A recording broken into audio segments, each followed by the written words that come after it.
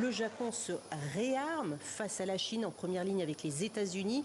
Image ici d'exercices militaires en Asie-Pacifique, mais également en ce moment à Washington, des exercices de simulation d'un conflit nucléaire. Et on en parle avec notre invité Jean-Yves Collin.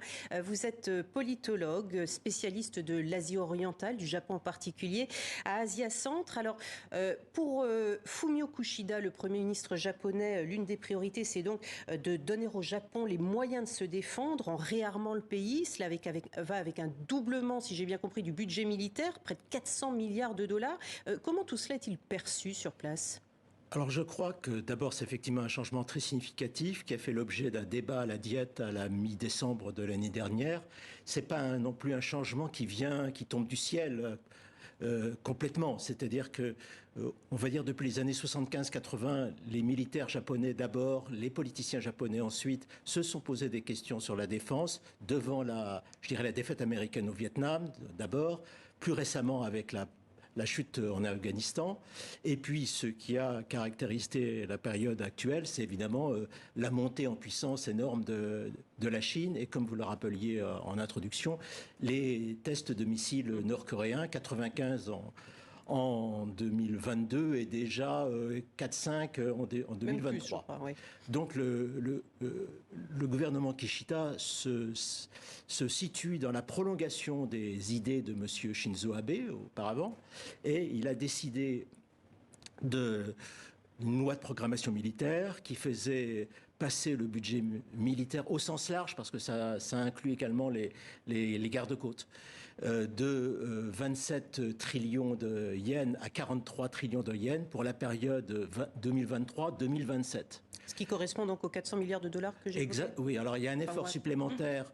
En réalité, il faut compter surtout l'effort supplémentaire qui est de 16 trillions de yens, ce qui correspond à peu près en euros à 100 à 110 milliards Et alors, d'euros. pour revenir à ma question, c'est accepté par le PLD de manière unanime? Est-ce que c'est accepté par la population? Oui. Alors, je crois que d'abord, c'est accepté par le PLD, dont c'est d'une certaine manière une revendication très ancienne, qui remonte aux années 80, avec un Premier ministre à l'époque de Nakasone, puis Koizumi, puis Shinzo Abe.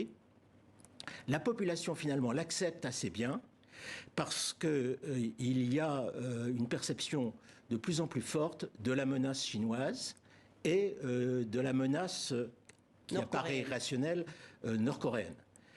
Alors, le problème n'est pas tant de faire accepter la réforme et la loi de programmation militaire, c'est comment la financer, que de la financer. Il y a bien entendu ce que j'appellerais des dissidents, des gens qui font des pétitions, mais ça ne représente pas une part significative du pays. Le problème, c'est le financement. Car, en fait, comme vous le savez, le Japon est un pays très endetté. Il a son niveau de dette par rapport au PNB est de 264%. D'une certaine manière, on pourrait presque penser que la France est vertueuse par comparaison. Et dans son programme de mi-décembre, le Premier ministre n'a pas indiqué les mesures de financement. Au contraire, il a exclu l'endettement, il a exclu un certain nombre de choses, ce qui fait, depuis cette date, qu'on se demande quelles seront les modalités de financement. Doubler le budget militaire, ce n'est pas également contraire au contenu pacifiste de la Constitution nippone ?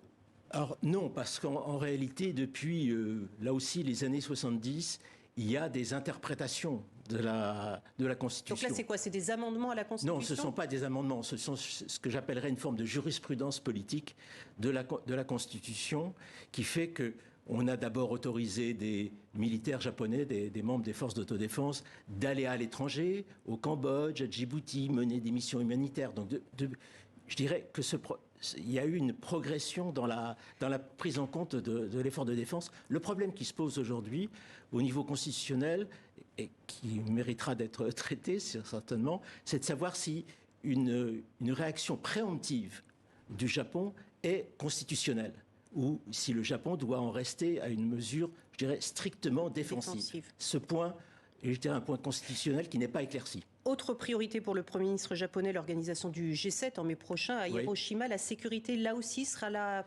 priorité numéro 1 de ce sommet? Oui, alors en fait, il s'est trouvé que donc ce discours important de mi-décembre a en réalité précédé des voyages en Europe et aux États-Unis à la mi-janvier.